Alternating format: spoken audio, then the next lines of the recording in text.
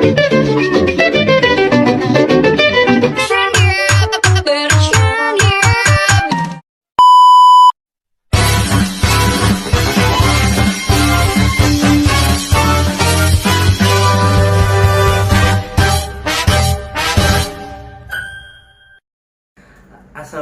warahmatullahi wabarakatuh. Perkenalkan, kami dari kelompok 1. Di sini ada saya pribadi, saya M Yunus, juga ada teman-teman saya. Ada Kak Emilina Cahyani Putri, ada Kak Andina Nabila Putri, ada Kak Arum Pratiwi, dan juga ada Kak Putu Dewi Antikasari. Kami dari Prodi Manajemen Fakultas Ekonomi dan Bisnis Universitas Pamulang. Dengan mata kuliah Bahasa Indonesia, di sini kami akan menjelaskan sebuah paragraf. Nah, paragraf merupakan kesatuan pikiran yang terdiri atas beberapa kalimat. Satu kalimat yang berisi ide pokok dan kalimat yang lain merupakan kalimat penjelas. Pada video ini diulas juga mengenai jenis-jenis paragraf, yakni paragraf pembuka, paragraf pengembang atau paragraf penghubung, dan juga ada paragraf penutup.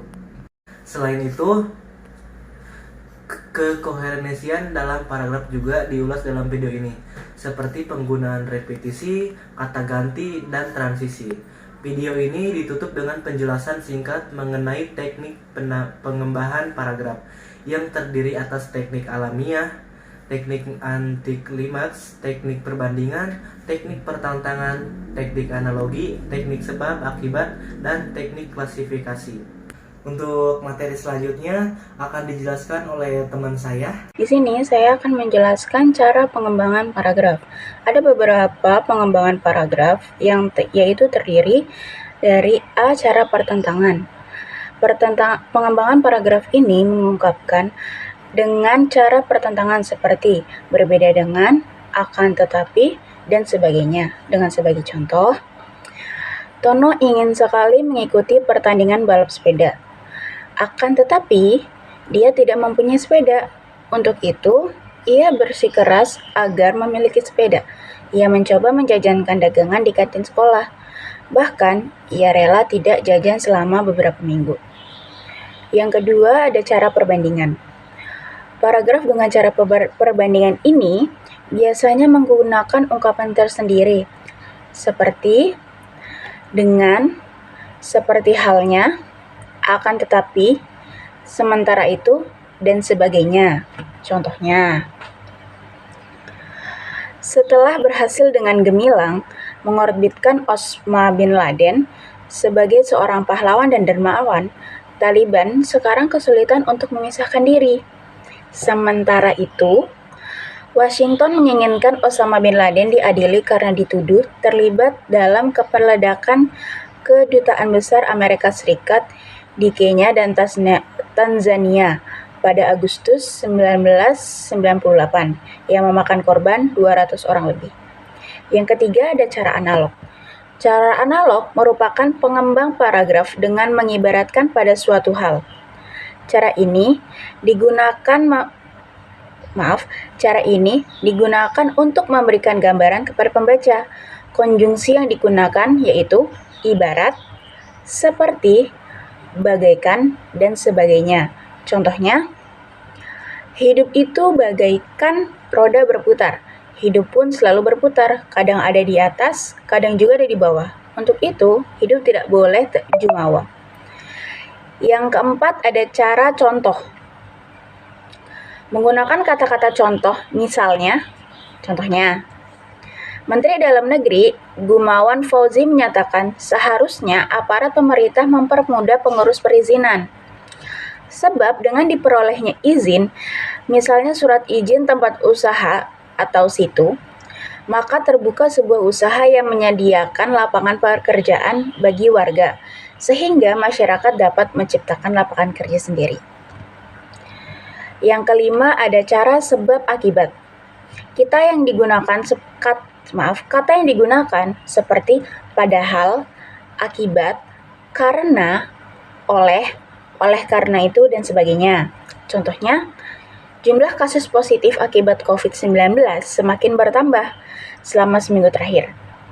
Jumlah orang yang dinyatakan positif mencapai 200 orang. Oleh karena itu, pemerintah memutuskan untuk melarang masyarakat mudik lebaran.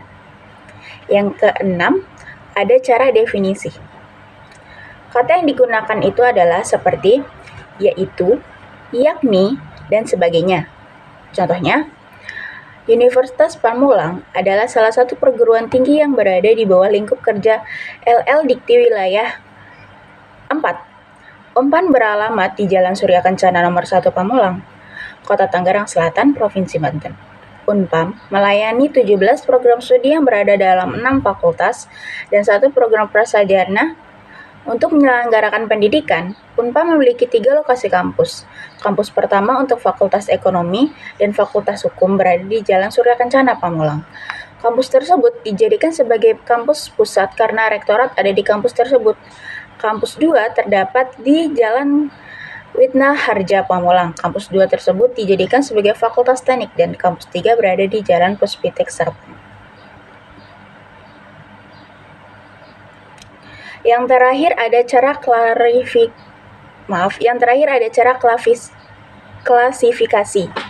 Contohnya, Oliver Curry sebagai pakar evolusi dari London School of Economics menyatakan bahwa spesies manusia akan terbagi menjadi 2, yaitu golongan elit dan golongan terbelakang. Jadi di sini aku akan menjelaskan paragraf berdasarkan teknik pemaparannya. Nah, berdasarkan teknik pemaparan ini memiliki 5 macam, yaitu ada paragraf argumentasi, juga ada paragraf deskripsi, dan juga ada paragraf eksposisi. Nah, yang keempat ada paragraf persuasi, dan yang kelima ada paragraf narasi. Nah, yang pertama ini aku akan jelaskan paragraf argumentasi. Paragraf argumentasi ini merupakan paragraf yang berisi ide atau gagasan dengan diikuti alasan yang kuat. Nah, cirinya ada bersifat ilmiah, juga ada tujuan yang meyakinkan orang lain agar yang dikemukakan itu merupakan kebenaran. Nah, yang ketiga ada dilengkapi bukti-bukti berupa data, tabel, dan juga gambar. Nah, yang terakhir ada ditutup dengan kesimpulan.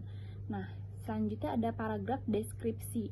Nah, paragraf deskripsi ini adalah paragraf yang melukiskan atau juga menggambarkan sesuatu dengan tujuan agar pembaca seakan-akan bisa melihat atau juga mendengar dan merasakan sendiri semua yang ditulis oleh penulis. Nah, cirinya ini ada yang pertama menggambarkan atau melukiskan objek tertentu ya, seperti orang, tempat, keindahan alam, dan lain-lain.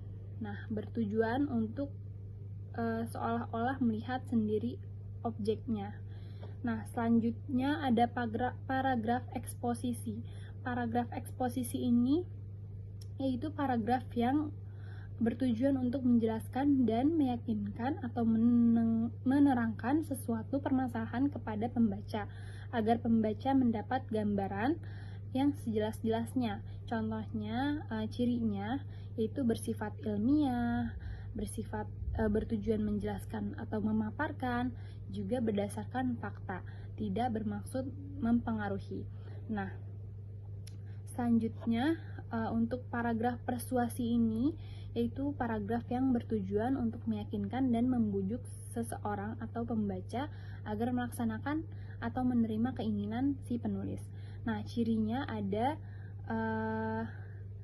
fakta atau bukti untuk mempengaruhi dan membujuk si pembaca. Nah, yang kedua ada bertujuan mendorong, mempengaruhi untuk membujuk pembaca.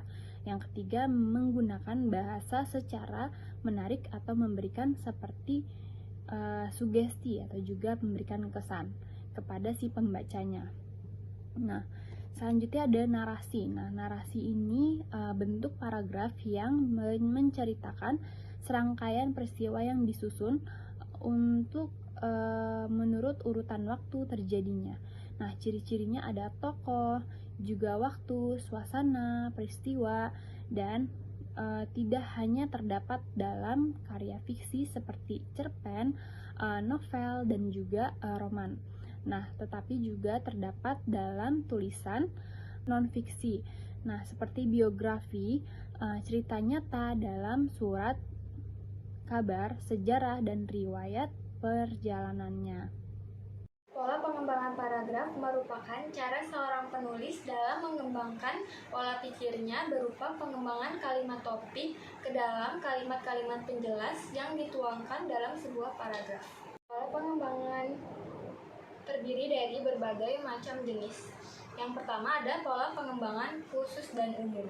Pola pengembangan khusus dan umum adalah paragraf-paragraf yang dimulai dengan pikiran-pikiran yang jelas kemudian diikuti oleh pikiran pokok atau kesimpulan. Yang kedua ada pola pengembangan umum dan khusus. Pola pengembangan umum dan khusus adalah paragraf yang dimulai dengan pikiran pokok kemudian diikuti oleh pikiran penjelas. Yang ketiga ada pola pengembangan alasan-alasan atau sebab akibat. Pada paragraf ini didahului dengan sebab terjadinya sesuatu dan diikuti oleh rincian-rincian sebagai akibatnya atau sebaliknya. Yang keempat, ada pola pengembangan dengan perbandingan. Pada pengembangan jenis ini, mengungkapkan persamaan dan perbandingan dua objek atau lebih. Terakhir, ada pola pengembangan dengan contoh. Pengembangan jenis ini dikemukakan suatu pernyataan yang diikuti oleh rincian berupa contoh-contoh. Akan menjelaskan jenis paragraf berdasarkan letak kalimat utamanya. Pertama ada paragraf deduktif. Paragraf deduktif adalah paragraf yang dimulai dengan mengemukakan persoalan pokok atau kalimat topik, kemudian diikuti dengan kalimat-kalimat penjelas. Contohnya itu, empon-empon merupakan salah satu jenis jamu tradisional orang Jawa. Empon-empon banyak mengandung kurkumin yang sangat baik untuk menjaga daya tahan tubuh. Jamu ini dipercaya dapat menyembuhkan pasien yang terpapar COVID-19. Yang kedua ada paragraf induktif. Paragraf induktif adalah paragraf yang dimulai dengan mengemukakan penjelasan-penjelasan kemudian diakhiri dengan kalimat topik.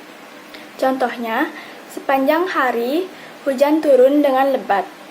Air sungai mulai meluap, banjir terjadi di beberapa titik.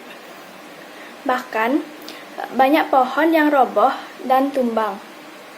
Rupanya, musim hujan sudah mulai tiba. 3. Ada paragraf campuran. Paragraf campuran adalah paragraf yang dimulai dengan mengemukakan persoalan-persoalan pokok atau kalimat topik, kemudian diikuti kalimat-kalimat penjelas, dan diakhiri dengan kalimat topik. Contohnya, buku merupakan sarana utama dalam mencari ilmu. Dengan buku, orang bisa mengetahui ilmu dari berbagai belahan dunia. Dari buku pula, kita bisa mendapat hiburan dan menambah pengalaman. Dan yang terakhir ada paragraf deskriptif atau naratif atau menyebar. Paragraf deskriptif atau naratif atau menyebar adalah paragraf yang tidak memiliki kalimat utama. Pikiran utamanya menyebar pada seluruh paragraf atau tersirat pada kalimat-kalimat penjelas. Sebagai contoh, matahari belum tinggi benar. Embun masih tampak berkilau, warna bunga menjadi sangat indah diterpa sinar matahari. Tampak kupu-kupu dengan berbagai warna terbang dari bunga yang satu ke bunga yang lain. Angin pun semilir terasa menyejukkan hati. Sekian dan terima kasih.